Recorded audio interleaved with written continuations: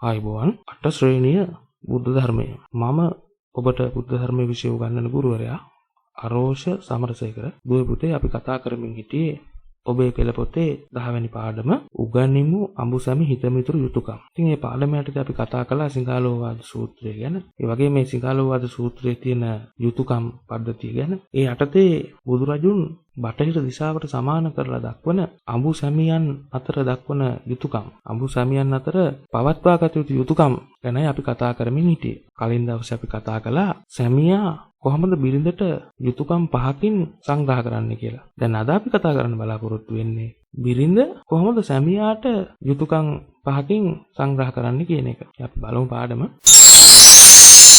දරුවනේ ඔබට තිරේ දිස් වෙනවා බිරිඳ විසින් ස්වාමි පුරුෂයාට ඉටු කළ යුතුයකම් 5. දැන් අපි කතා කළානේ සැමියා යුතුයකම් 5කින් තමන්ගේ බිරිඳට සංග්‍රහ කරනවා කියලා. එතකොට බිරිඳත් සැමියාට යුතුයකම් 5කින් සංග්‍රහ කරන්න ඕන කියනවා. දැන් ඒකයි මේ කියන්නේ. එතකොට දරුවනේ ඊට කලින් අපි කියන්න ඕන ඔබේ පෙළ පොත ගන්න, ඒ වගේම ඔබේ අභ්‍යාස පොත ගන්න. මොකද මේ පාඩම අතරතුර යම් සටහන් දීමක් මා විසින් සිදු කරනවා. ඔබට අවශ්‍ය දේවල් ලියා ගන්න වෙනවා. ඉතින් ඒ නිසා ඔබ පාඩමට සූදානම් වන්න. ඒ අනුව කවුරු හරි කාන්තාවක් බිරිඳක් විදිහට විවාහයෙන් පස්සේ බොහෝ විට සැමියාගේ ගෙදරට යනවා. මේ සැමියාගේ ගෙදරට යන කාන්තාව ඒ ගෙදර තියෙන වැඩ කටයුතු, ගෙදර දොරේ එදිනදා ජීවිතේ වැඩ කටයුතු කරන්න ඕන. බලන්නකො මම මේ රූප සටහන් බෙලකුත් දාලා තියෙනනේ. එතකොට බිරිඳක් විදිහට දරුවනේ ගෙදර ඊුම් පිහුම් කටයුතුද, අතුපතු ගෑම් කටයුතුද නේද? රෙදි හොදන්න ඕන, රෙදි මදින්න ඕන. ඊට පස්සේ දරුවන්ගේ කටයුතුත් බලන්න බෑ. ඒ වගේ කටයුතු රාශියක් කරනවා. සමහර වෙලාවට ස්වාමි පුරුෂයා හිටියේ නැත්නම් කඩේ යන්නත් සිද්ධ වෙනවා.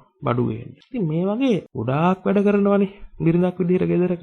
දැන් ඒ විතරක් නෙමෙයි ස්වාමියාගේ ඥාති මිත්‍රාදීන්ට නේද හොඳට සලකන්නත් ඕන. ගෙදරට ආපුවාම නේද ආගන්තුකයන්ට ඒ වගේ හොඳට සලකන්නත් ඕන. ඒ වගේම තමයි චරිතවත් වෙන්නත් ඕන. දුස්චරිතවත් වෙන්නේ නැතුව නේද? ඔය සොර සැමියන් පස්සේ යන්නේ නැතුව එහෙම හොඳට ඉන්නත් ඕන. ඊපස්සේ මේ සැමියා හරි හම්බ කරන ධනය, මිල මුදල් ආදිය හොඳට ආරක්ෂා කරන්නත් ඕන. ඒවා දියුණු කරගන්නත් ඕන. ගෙදර මොන වැඩේ කරත් දක්ෂව ඒ වැඩේ කරන්න ඕන. ඉතින් ඒකයි මේ කාරණා පහෙන් කෙටියෙන් කියන්නේ අපි මේ කරුණු ගැන වෙනම මනවින් විග්‍රහ කරගන්න ඕන. මනවින් තේරුම් කරගන්න ඕන. ඔබ මේක සටහනක් විදිහට ලියා ගන්න. ගන්න මාතෘකාව බිරිඳ විසින් ස්වාමි පුරුෂයාට ඉටු කළ යුතු යුතුයකම් 5.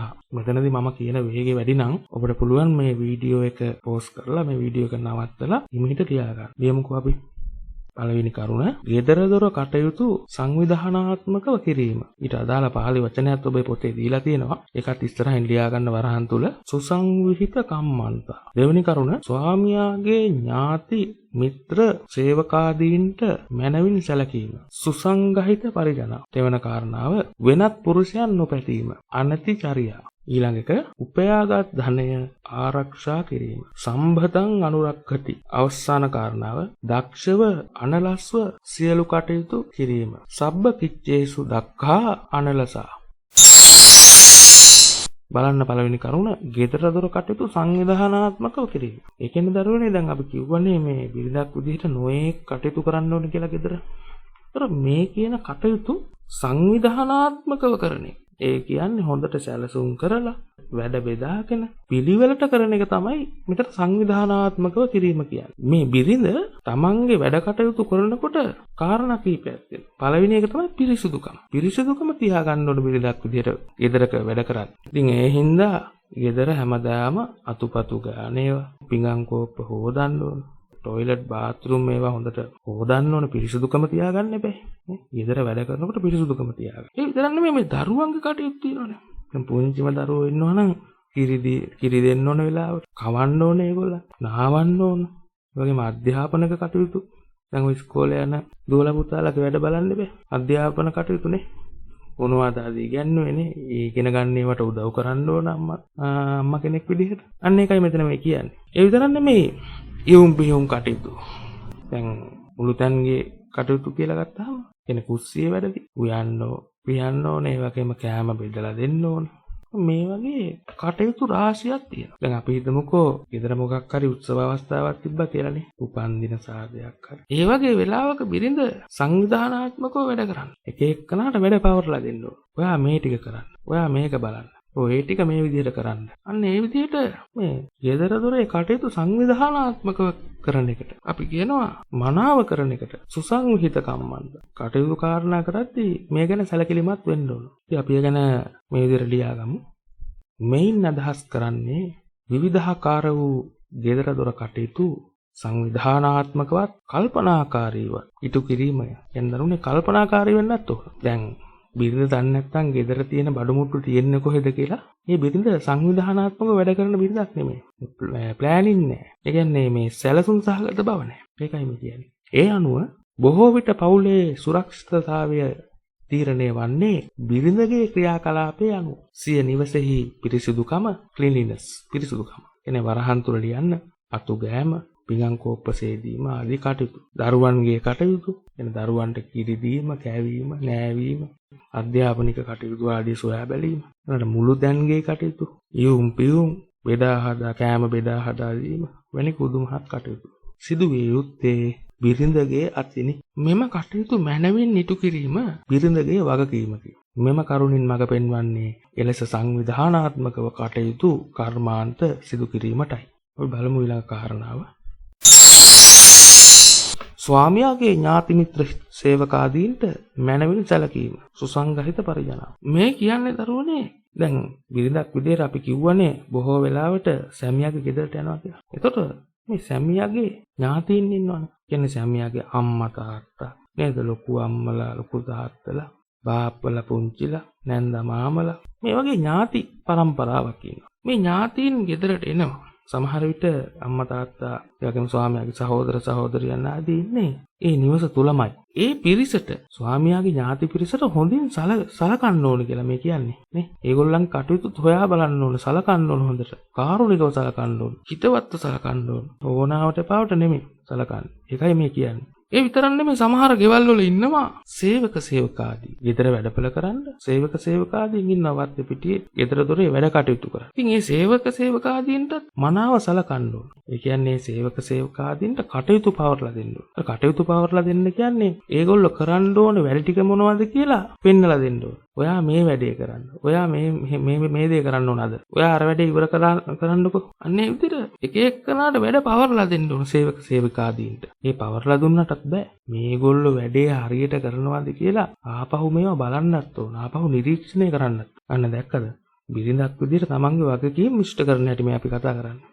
එතකොට නැත්තම් මේ සේවක සේවකාදීන්ට ඔහේ තමන්ට කැමති විදිහට වැඩ කරගෙන ඉන්න දුන්නා නම් ඒගොල්ලෝ තමන්ට ඕන දේ එපා දේ ඉනේ සමහරට වැඩ කරන්නේ හොරට ඉන්නවනේ, හොරට පඩි ගන්නවා, එහෙම කරනවනේ. අන්න ඒව වෙන එක මේ යෙදර බිරිඳ තමයි ඒව බලන්න ඕන ස්වාමියාගේ වැඩ ගැන. ඒකයි මේ කියන්නේ. එතකොට මේ සේවක සේවිකාදීන්ට බත් වැටුප් ආදීන් සංග්‍රහ කරන්න කියලා බුදුදහම කියනවා. එතන බත් වැටුප් කියන්නේ ඒගොල්ලන්ට කණ්ඩ බොණ්ඩ දෙන ඒවා. දැන් අපි හිතමුකෝ ගෙදර කවුරු හරි සේවකයෙක් විදිහට තමන්ගේ වැඩක් කරන්න සේවකයෙක්ව යොදාගත්තාම ඒ සේවකයාට හොඳට කණ්ඩ බොණ්ඩ දෙන්න ඕනේ නේද? එතකොටනේ සතුටෙන් වැඩ කරන්නේ. ඒ විතරක් නෙමෙයි. ඒ සේවකයන්ට දෛනික වැටුප් හරි මාසික වැටුප් හරි මේ කීයක් හරි සල්ලි දෙන්නත් ඕනේ. නිකන් වැඩ ගන්න හොඳ නැහැ නේ. විතරක් නෙමෙයි දරුවනේ මේ සේවක සේවකාදීන්ට පවා කාරුණිකව කතා කරන්න. දැන් සමහර බිරින්දෑවරු ඉන්නවා තමන් යට දින සේවක සේවකාදීන්ට කතා කරන්න හරියට බල්ලෝ බලල්ලුන්ට. දැන් එහෙම කරන එක වැරදි. ඒකයි මේ කියන්නේ. අපි ඒ ගැන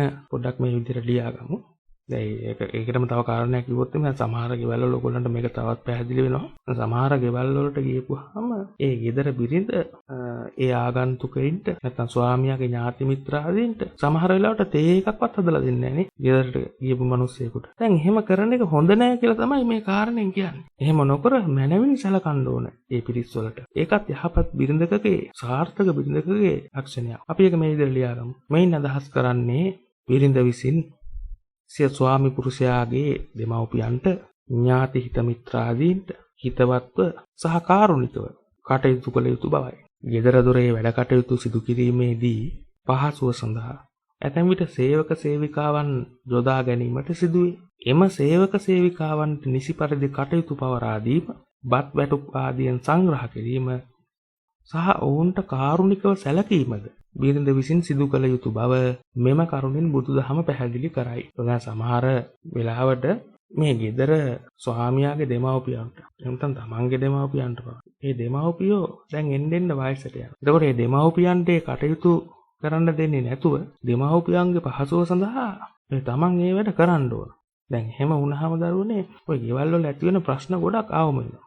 මේ ලෝකෙම මම හිතන්නේ. දැන් ලංකාවේ නම් අපි හොඳටම දන්නවා. ඔය නැන්දම්ම ලේලි ප්‍රශ්නයක් තියෙන්නේ ගොඩක් වෙලාවට මේ කාරණේ නැති නිසා. හරියට සංග්‍රහ කරන්නේ සලකන්නේ. ඒ නිසා මේ නැන්දම්ම ලේලි ප්‍රශ්නෙත් මේකෙන් විසඳ ගන්න පුළුවන්. දැන් ස්වාමියාගේ මව්පියා වයසට ගිහිල්ලා. ඒතකොට මේ මවයි පියයි වැඩ කරනකම් බලාගෙන ඉන්නේ නැතුව බිරිඳක් විදිහට තමන් මේ වැඩ කරන්න ඕන ගෙදර දොරේ. ඒකයි මේ කියන්නේ. එහෙනම් තුමුකෝ බිරිඳක් විදිහට උදේ ඉර එළිය තමන්ගේ කාමරයට එනකම් නිදා ගන්නවා. ඒ ගෙදර උදේට හැරලා කෑම බීම හදලා ගෙවල් අතුපතු ගාලා ඒ වැඩ ටික කරන්න බැරි නම් දැන් මේ ගෙදර මේ ස්වාමියාගේ ඥාතීන්ට මනවනි සැලකීම කියන කාරණේ ඉෂ්ට වෙන්නේ නැහැ. ඒ නිසා මේ කාරණේ ඉතාම වැදගත්.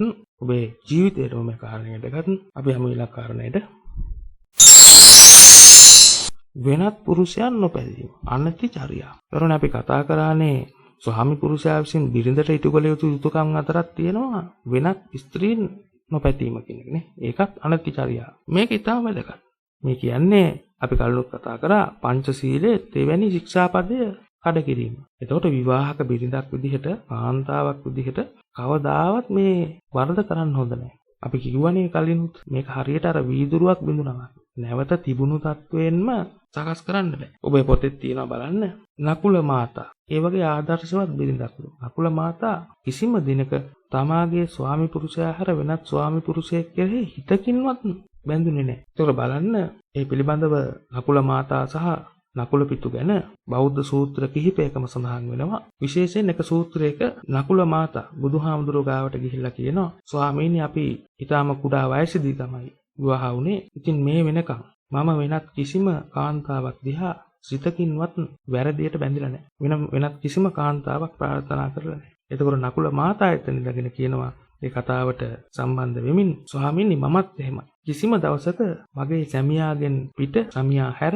වෙනත් කිසිදු පුරුෂයෙක් කෙරෙහි සිතකින්වත් බැඳුනේ නැහැ කියලා. බලන්න ආදර්ශමත් මාතාවක් විදිහට එතුමියගේ කතාවනේ. මේ දෙන්න දෙමහල්ලෝ ගොඩක් වයසට ගිහිල්ලා තමයි බුදුරජාණන් වහන්සේ ඉදිරියේ මේ ප්‍රකාශය කරන්නේ. අන්න ඒ වගේ ආදර්ශමත් වෙන්න ඕන පිළිදක් වුණා. ඒ තමන්ගේ පවුල තුල අනතිචර්යා කියන එක. ඒ කියන්නේ වෙනත් පුරුෂයන් නොපැතීම. ඒක නැත්තම් ගැටුම් ඇති වෙනවා. නිතරම රණ්ඩු වෙනවා. දැන් බලන්න මේ ලස්සන රූප සටහන් කීපයක්ත් මම ඔබට දීලා තියෙනවා. ඒ කියන්නේ පවුලේ ගැටුම් ඇති වෙනවා. කිසිම පුරුෂයෙක් නේද කිසිම සැමියෙක් කැමති නැහැ. තමන්ගේ බිරිඳ පිට මිනිහෙක් එක්ක ඉන්නවටනේ. ඒ සොර සැමියන් සමග ඉන්නවට කැමති නැහැනේ. ඒ කාය දුස්චර්ය කරනවට කැමති නැහැ. ඒකයි මේ කියන්නේ. මේ දුස්චර්ය කරනකොට තමන්ගේ පවුල තුල මුලින්ම ගැටුම් නිර්මාණය වෙනවා. ඊට පස්සේ ඒ සේවනය කරන්න යන නිවස තුල, කියන්නේ පරපුරුෂයාගේ නිවස තුල ගැටුම් නිර්මාණය වෙනවා. අවසානයේ මේ පවුල් දෙක අතරක් ගැටුම් නිර්මාණය වෙනවා. සමාජ ප්‍රශ්නයක් බවට මේකපත් වෙනවා. ඒකයි කියන්නේ. අපි එක මේ විදිහට ලියාගමු. විවාහක කාන්තාවක්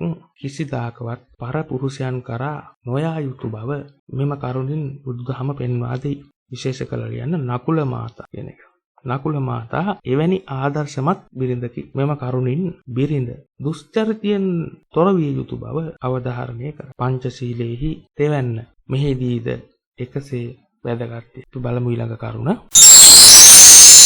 බලන්න උපයාගත් ධනය ආරක්ෂා කිරීම. සම්බතං අනුරක්කති. ඒ කියන්නේ මෙතන සමහර වෙලාවට ගෙදරට සල්ලි මිල මුදල් එන විදිහ. ස්වාමි පුරුෂයා මොකක් හරි රැකියාවක් කරලා හරි හම්බ කරනවා වෙන්න පුළුවන්. එහෙම නැත්නම් දැන් කාලේ විදිහට බිරිඳත් විවිධ රැකියා කරනවානේ. ඒතකොට බිරිඳත් සල්ලි හම්බ කරනවානේ. එතකොට මේ කුමන ආකාරයකින් හරි ගෙදර තුලට එන ධනය අර පිරිමැස්මෙන් යුතුව භාවිත කරන්න. අර පිරිමැස්මෙන් යුක්තව මේ අවශ්‍ය දෙයට පමණක් වියදම් කරමින් කටයුතු කරන එකයි මෙතන කියන්නේ. කියන්නේ සමහර වෙලාවට ස්වාමි පුරුෂයා ඊටමත් දුක් මහන්සියෙන් උපයනවා වෙන්න පුළුවන් මේ ධනෙ. ඒතර මේවා අනවශ්‍ය දේවල් වලට දැන් සමහරව ඉන්නවනේ ඇඳුම් තියෙනවා. ඒත් නැවත නැවත ඇඳුම් ගන්නවා. පැළඳුම් තියෙනවා. නමුත් නැවත නැවත මේවා ගන්නවා. තියෙද්දිත්. එහෙම කරන්න හොඳ නෑ කියන එකයි මේ කියන්නේ. ඒතර යහපත් බිරිඳක් විදිහට අර පිරිමැස්මෙන් තමයි හැම වෙලේම කටයුතු කරන්නේ. ඒ විතර නෙමෙයි ඇයට පුළුවන් මේ ධනය ඉතුරු කරලා තමන්ගේ නිවස තුල නොයෙක් ගොඩනැගීම් කරන්න. ඒ ධනය දියුණු කරගන්න පුළුවන්. ඒකයි මේ කියන්නේ. දැන් මේ මෙතන රූපයක් දාලා තියෙනවා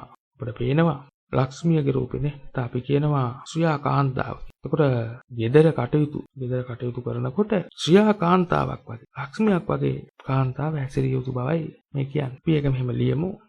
බිරිඳ අර පිරිමැස්මෙන් යුතුව කටයුතු කළ යුතු බව මේින් අදහස් කරයි. ස්වාමි පුරුෂයා දුක් මහන්සියෙන් උපයන ධනය නිකරුණේ පියදම් නොකිරීම යහපත් බිරිඳක් සතු උසස් ලක්ෂණයකි. නමුත් ධනයට ලෝභ වී ධනයට වහල්කම් කිරීම මෙහි අදහස නොවේ. يعني දරුවනේ දැන් මේ අර පරිමැස්මෙන් කටයුතු කරන්න කියන්නේ ලෝභයක් වගේනේ. ලෝභකම් කරමින් එහෙම ඉන්න එක නෙමෙයිනේ. දැන් සමහරව ඉන්නවා කන්නේත් නැහැ, බොන්නේත් නැහනේ. කිසිම දෙයක් කරන්නේ නැහැ. සල්ලි වේදන් වෙන්න වෙයි කියලා. එහෙම ඉන්න කියලා නෙමෙයි මේ කියන්නේ. ඒ ධනය කියන එක උපකරණයක් විදිහට භාවිතා කරන්න ඕනේ. ඒක උපකරණයක් කරගෙන ඒකෙන් අවශ්‍ය දේ, අවශ්‍ය දියුණුව ලබා ගන්න ඕනේ. ඒකයි මේ කියන්නේ. ධනය උපකරණයක් ලෙස සලකා අවශ්‍ය තැන සුදුසු පරිදි ධනෙ විය පැහැදම් කිරීම බිරියගේ යුතුයකමයි. එනම් මනා කළමනාකරණයකින් ධනෙ පරිහරණය කිරීම. සැබවින්ම යහපත් බිරිඳක් වීමට නම් ගෙදර දොර කටයුතු වලදී බිරිය හොඳ කළමනාකාරිනියක් විය යුතුය. බලන්න වචනයක් තියෙනවා කළමනාකරණය. ඒක ඔබේ පොතේ තියෙනවා. බලන්න මොකද මෙතන කළමනාකරණය කියන්නේ කියලා. දුවේ පුතේ කළමනාකරණය කියන එකේ සරලම තේරුම් මං කිව්වොත් ඉතාමත් සරලව ඔබට තේරුම් ගන්න කළ යුතු දෙය මනාව කිරීම. ඒක තමයි කළමනාකරණය කියන්නේ. කියන්නේ කරන්න ඕන වැඩ කටයුතු ටික නිවැරදිව හරියට කරන එක. කළ යුතු දේ මනාව කිරීම. ඒක තමයි අපි කළමනාකරණය කියලා කියන්නේ. ඒකට එදිනදා ජීවිතයේ නිවසේ සහ වත්ත පිටිය ආදී තියෙන වැඩ කටයුතු ටික තියෙනවානේ. මේ වැඩවලදී බිරිඳ කරන්න ඕන දේවල් හරියට පෙළගස්වගෙනනේ කියන්නේ සැලසුම් සහගතව. මනා සංවිධානාත්මකවනේ මනාව සංවිධානය කරලා ඒවා. මේ විදිහට වැඩ කරන එක තමයි අපි කියන්නේ කළමනාකාරීත්වයෙන් යුක්ත වැඩ කරනවා. ඒ කියන්නේ බිරිඳ හොඳ කළමනාකාරණයක් වෙන්න ඕන තමන්ගේ නිවසේ කටයුතු කරනකොට. ඒකයි මෙතන කියන්නේ. අපි යමු ඊළඟ කරුණට. දක්ෂව අනලස්ව සියලු කටයුතු කිරීම. සබ්බකිච්චේසු දක්ඛා අනලස. දැන් මේ මොන වැඩේ කරන්න තිබ්බත් අරෝනේ බිරිඳක් විදිහට ඒ වැඩ කරන්න ගිහම දක්ෂ වුනේ නැත්නම් වැඩක් නෑ. බිරිඳ හැම වෙලේම මේ වැඩ කටයුතු වල දක්ෂ වෙන්න ඕන. ඒ වගේම තමයි අලස නොවෙන්නත් ඕන. ඒ කියන්නේ කම්මැලි නොවෙන්නත් ඕන. මේ වැඩ කටයුතු වල දක්ෂ වෙනවා කියන්නේ දැන් අපි හිතමුකෝ උයන පිහින කටයුතු කියලා. එතකොට මේ දක්ෂ විදිහට උයන්න පුළුවන් බිරින්දෑවරු ඉන්නවා. එයාගේම සමහර බිරින්දෑවරු ඉන්නවා ඒගොල්ලන්ට වැඩි උයන්න බෑ. රසට උයන්න බෑ. ඉක්මනින් උයන්න බෑ. දැන් සමහර වෙලාවට බතක් මහලුවක් උයා ගන්න ගියපුවාම බත් එකයි වෑංජන දෙක තුනකුයි හදන්න ගියපුවාම පැය දෙක තුනක් යනවා නම් ඒක හදන්න ඒ බිරින්ද ඒ උයන පිහින කටයුතු වල දක්ෂ නෑ.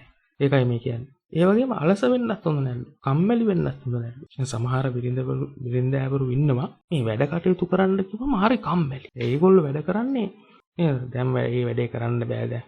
කියලා වැඩ කල් දානවා. ඒකයි මේ කියන්නේ කම්මැලිකම කියලා. වැඩ කල් දාන්න හොඳ නැහැ කියන එක බුදුදහමෙන් පෙන්වලා දෙනවා. දැන් බලන්නකො අපිට මේ රූප සටහනක් දීලා තියෙනවා. මේ බිරින්දකගේ රූපයක් තියෙන්නේ. ටිකක් ලොක් කරලා බලමු. මේ බිරින්දගේ අතේ ඉන්නවා. අතේ තියෙනවා ගොඩක් දේවල් නේ. දැන් එකක් තියෙනවා බඩු මල්ලක් තියෙනවා. අනෙක් අතකින් අරගෙන ඉන්නවා වැකියුම් ක්ලීනර් දැන් මම හිතන්නේ. අපි හිතමුකෝ ඉදලක් ඔස්සක් ගත්තා කියලා. ඒ තවත් අතකින් තියෙනවා කෑම උයන පිහින භාජනයක්. අනිත් තව අතකින් තියෙනවා සල්ලි මිල මුදල්නේ. සල්ලි තියෙනවා. නෝට්ටු. තව අතකින් තියෙනවා ලැප් එකක්. පරිගණකයක් තියෙනවා. තව අතකින් ඒ ඔළුවේ ඉන්නවා අඬනවද hina වෙනවද කියලා හිතා ගන්න බෑ. ඒ පුංචි දරුවෙක්ගේ රූපයක් තියෙනවා. එන් දරුවන්ගේ වැඩ කටයුතු. බලන්න මේ පුදුමාත් කටයුතු. ඒ කියන්නේ මේ කටයුතු රාශියක් කරනවා. මේ කරන හැම කටයුත්තකම දක්ෂ වෙන්න යුතු බවයි මේ කියන්නේ. කටයුතු කාරණා කරද්දී දක්ෂ වෙන්න ඕන. කම්මැලි වෙන්න හොඳ නැහැ. අපි ඒක මෙහෙම ලියමු. බිරිඳ තම නිවසේ සියලු කාර්යයන් විධිමත්ව සංවිධානශීලීව අලස නොවි අතපසු නොකොට සිදු කිරීම මෙම කරුණින් පෙන්වා දෙයි. එවිට සාර්ථක ප්‍රතිඵල ලබාගත හැකිය. එනවා සමහර බිරින්දෑවරු ඉන්නවනේ. ගෙදර කිසි වැඩක් කරන්නේ නැහැ. පුටු සැටියට වෙලා කකුල් දෙක ස්ටූල් එකක් උඩ හරි මොකක් හරි උඩින් තියාගෙන නේද? ටීවී එක බල බල එහෙම නැත්නම් සමාජ ජාලයකට ගිහිල්ලා තමන්ගේ දුරකථනය අරගෙන එහෙම කටයුතු කරමින් ඉන්න. ඒතර ගෙදර වැඩ කටයුතු අතපසු වෙනවානේ.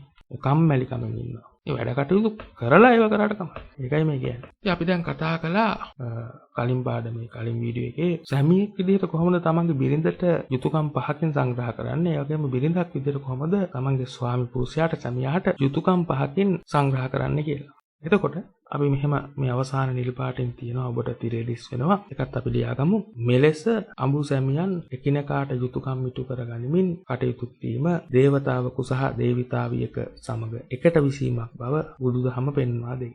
කියන්නේ බුදුදහම කියනවා මේ විදිහට යුතුයකම් Tamanට අයිති යුතුයකම් ටික එකිනෙකාට ඉටු කරගන්නවා නම් දේවතාවෙකු සහ දේවතාවියක් ඉන්නවා වගේ කියලා. චතු සංවාද සූත්‍රය කියලා සූත්‍රයක් තියෙනවා. ඒ සූත්‍රය තමයි මේ කාරණාව කියන්නේ. අපි ඒක ගැන බලමු මොකක්ද කියලා.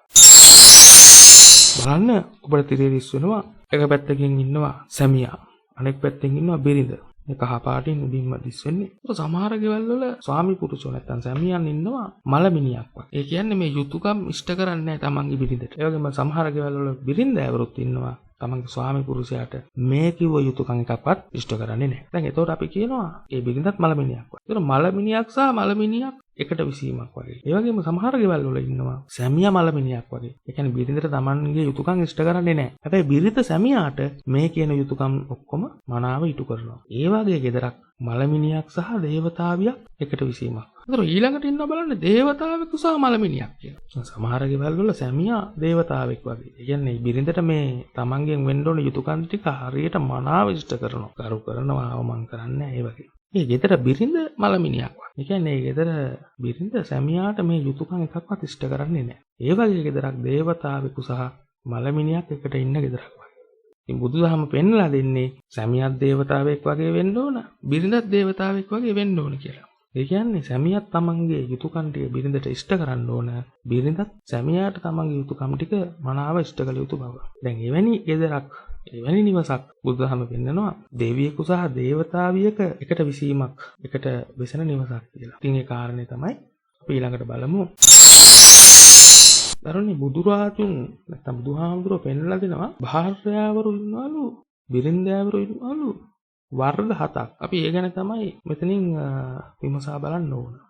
මේ දේශනාව සිදු කිරීමට පදනම් වෙච්ච කාරණෙත් ඔබට වැදගත් වෙයි. දවසක් බුදුහාමුදුරුවෝ අනේපිඬු සිටුතුමාගේ නිවසට යනවා. ඒ ගියපුවාම උස්සඬින් කතා කරනවා මහ ഘോഷාවක් තමයි තියෙන්නේ. බුදුහාමුදුරුවෝ අනේපිඬු සිටුතුමාගෙන් අහනවා මොකද්ද මේ ഘോഷාව? ඒතර අනේපිඬු සිටුතුමා බුදුහාමුදුරන්ට උත්තර දෙනවා ස්වාමීනි මේ නිවසට අලුතින් ලේලියක් ගෙනාවා. දන්නවද නේද ලේලියක් කියන්නේ පුතෙක් විවාහ වෙලානේ. ඉතින් මේ ලේලි තමන්ගේ නැන්ද මාමට සලකන්නේත් නැහැ. නැන්ද අම්මට මාමට සලකන්නේත්. ඊතර සේවකාරකාදීන්ට හරියට සලකන්න දන්නෙත් නැහැ. කතා කරන්න දන්නේ. ඉතින් ඒකයි මේ ප්‍රශ්නේ කියලා. එතකොට මේ ලේලිගේ නම තමයි සුජාතා. බුදුහාමුදුරුවෝ මේ සුජාතාට කතා කරනවා. සුජාතාවනි එන්න කියලා. ඒතර සුජාතා ඇවිල්ලා බුදුහාමුදුරුවෝ සුජාතාගෙන් අහනවා සුජාතාවනි ඔබ දන්නවද භාර්යාවරු 7 දෙනෙක් ඉන්නවා. ඒ 7 දෙනා ගැන දන්නවද?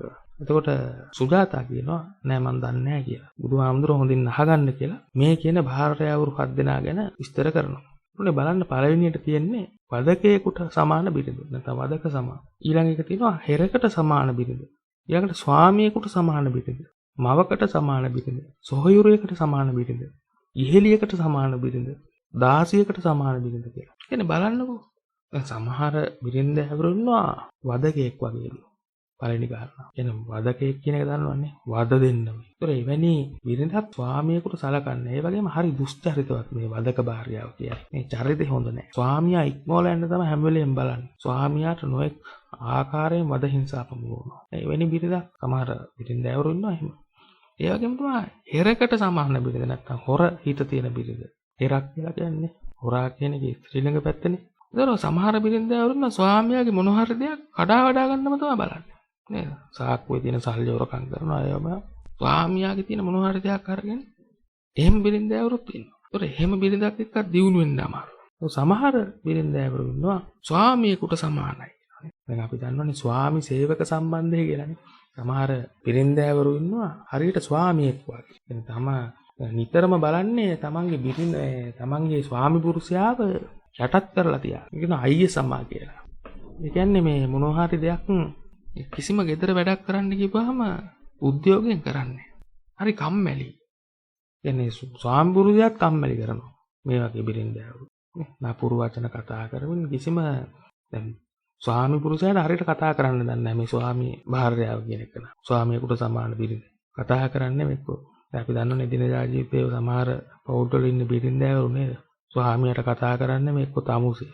නැත්නම් ඕයි. නැත්නම් ඒයි. ඔන්නෝම එක එක දේ විදිහට. ඒ බිරිඳට කියනවා ස්වාමියෙකුට සමාන බිරිඳ කියලා. මේ කියන භාර්යාවරු තුන් දෙනාම කියන්නේ වදකයෙකුට සමාන බිරිඳයි, හේරකට සමාන බිරිඳයි, ස්වාමියෙකුට සමාන බිරිඳයි. බුදුහාමුදුරුවෝ පෙන්ලා දෙනවා මේ බිරිඳෑවරු හොඳ නෑ කියලා. මේ බිරිඳෑවරුත් එක්ක ඉඳලා දිනුවක් නෑ. ඊළඟට බලන්න හතරවෙනි කාරණාව මවකට සමාන බිරිඳ. අන්න. ඒ කියන්නේ මේ දැන් අපි දන්නවනේ අම්මා කෙනෙක් වගේ. සමහර බිරිඳෑවරු ඉන්නවා එහෙම. හැම වෙලේම තමන්ගේ ස්වාමියාට නැත්නම් සැමියාට හිතානුකම්පියව තමයි කටයුතු කරන්නේ. යම් පුතෙක් රකින්න මවක් වගේ. ඒ වගේම තමන්ගේ ස්වාමි පුරුෂයා හරි හම්බ කරන ධනය හොඳට රකින්න අම්මා කෙනෙක් වගේ. දිනුවට තමයි හැම වෙලේම ආශිර්වාද කරන්නේ, උදව් දෙන්නේ. දැන් පස්වෙනි කාරණේ බලන්න. සොහොයුරයකට තමයි සමහර බිරිඳෑවරු ඉන්නවා හරියට තමන්ගේ වැඩිමහල් සොහොයුරියක් වගේ. දැන් අපි මේ වැඩිමහල් සොහොයුරකට වගේ තමයි තමන්ගේ ස්වාමියාට සැලකන්නේ. ඒ කියන්නේ බොහෝම ලැජ්ජා බය ඇතිව නේද? මොන හරි දෙයක් කරත් ස්වාමියාගෙන් අහලා අන්න ඒ වගේ තමයි හැසිරෙන්නේ. බොහොම සීල සම්පන්නයි ඒ වගේ බිරිඳක්. බොහොම ගෞරවයක් තියෙනවා මේ සොහොයුරයකට සමාන බිරිඳ. තමන්ගේ ස්වාමියාට. ඒතර ඊළඟට තියෙන යෙහෙලියකට සමාන බිරිඳ. මේ බිරිඳ තමයි හොඳම බිරිඳ. යාළුවෙක් වගේ. යෙහෙලියක් කියන්නේ තමන්ගේ යෙහෙලියක් වගේ. ඒ කියන්නේ කාලෙකින් ආපු යාළුවෙක් තමන්ව දැක්කහම ඒ යාළුවත් එක්ක අපි සතුටු වෙනවානේ. නේද? ඒකට කතා බහ කරලානේ. අන්න ඒ වගේ ඉන්න පුළුවන්ලු මේ යෙහෙලියකට සමාන බිරිඳක් හම්බුනොත්. ඒකයි මේ කියන්නේ. කුල සම්පන්න, සීල සම්පන්න මේ යෙහෙලියකට සමාන බිරිඳ හරියට තමන්ගේ සැමියාට සලකන්නේ දෙවියෙකුට වගේ. අන්න. එහෙම බිරිඳකුත් තියෙනවා. ඒ වගේම දාසී සම අවසානයේට කියන දාසියකට සමාන බිරිඳ. දැන් සමහර බිරිඳෑවරු ඉන්නවා ස්වාමි පුරුෂයා ගහන්න බයින්න ඇරුවත් මොකුත් නැහැ. මොකුත් කියන්නේ නැහැ. නේ? ස්වාමි පුරුෂයා මාක් හරි පොල්ලක් අරගෙන මම ඔබට අද කියලා ඔන්නව ගහන්න ඇදුවත් මොකුත් කරන්නේ නැහැ. ඉවසනවා. සීල සම්පන්නයි. ස්වාමියාගේ වසඟේ තමයි නිතරම ඉන්නේ. ස්වාමියාට ගෞරව කරනවා. ගෞරවයක්. මේ භාර්යාවරු හතර දෙනා කියන්නේ මවකට සමාන, සොහොයුරකට සමාන, යෙහෙලියකට සමාන, දාසියකට සමාන. බිරිඳෑවරු හතර දෙනා යහපත් කියලා බුදුහාමුදුරුවෝ පෙන්ලා දෙනවා. ඒකයි කියන්නේ වඩා යහපත් ස්වාමි භාර්යා සම්බන්ධයක් පවත්වා ගන්න නම් මේ කියන කරුණු පිළිබඳව අවබෝධයක් තිබිය යුතු බව. ඉතින් බුදුදහමේ නොඑක් තැන බුදුහාමුදුරුවෝ යහපත් සාර්ථක බිරිඳෑවරු අගය කරනවා. දැන් ওই නකුල මාතා ඉන්නවනේ. ඒ නකුල මාතා ගැන විස්තර කරද්දී බුදුරජාණන් වහන්සේ දේශනා කරනවා නකුල මාතාවගේ මේ ಗುಣ මොනවද කියලා. දැන් නකුල මාතාව තමන්ගේ ස්වාමි පුරුෂයාට නකුල පියාට බොහොම ප්‍රියශීලී කෙනෙක් වුණාලු. එන්නේ ස්වාමියාට කලින් නැගිටිනවා. නේ? උබ්බට්ටායි, පච්චානිපාතිනි. ස්වාමියාට පස්සේ නිදා ගන්නවලු. කරන්න අවශ්‍ය දේ මොනවද කියලා විමසනවලු නේ. මොනවද කරන්න ඕනේ කියලා. මනාපචාරණය කියන්නේ මනාප හැසිරීම වලින් යුක්තයි. පියවාදිනී, ප්‍රිය වචන කතා කරනවා. ඉතින් මේ වගේ ලක්ෂණ තිබිලා තියෙනවා. ඒවා බුදුහාමුදුරුවෝ අගය කරනවා. ස්වාමියා කරු කරන මොන හරි ආගම දහමක් තියෙනවා නම් ඒවට ඒ කටයුතු වලට උදව් වෙන්නේ මේවා බිරිඳකගේ යුතුයකම. දැන් ස්වාමියා හැරෙන්න කලින් ගෙදර හැරෙනවා. ඒ වගේම ස්වාමියා නිදාගත්තට පස්සේ තමයි බිරිඳ නිදා ගන්න යන්නේ. කියන්නේ බලම් පිටන් හොදලා ගෙවල් දොරවල් ජනෙල් දොරවල් වහලාද කියලා බලලා ඒ සියලු කටයුතු අවසන් වෙලා. නේ? මෙවැනි බිරිඳක් ආදර්ශමත් බිරිඳක්. ඉතින් බිරිඳෑවරු ගැන කතා කරද්දී බොහෝ දේවල් කතා කරන්න තියෙනවා. නමුත් අද අපිට නියමිත කාලය අවසන් වෙනවා. අපි මේ පාඩම මෙතනින් අවසන් කරමු. අපි ඊළඟ දවසේ කතා කරමු මේ පාඩමේ ඉතුරු කොටස මිත්‍රත්වය පිළිබඳ බුදුදහමේ තියෙන ඉගැන්වීම. එහෙනම් ඔබට ආයුබෝවන්.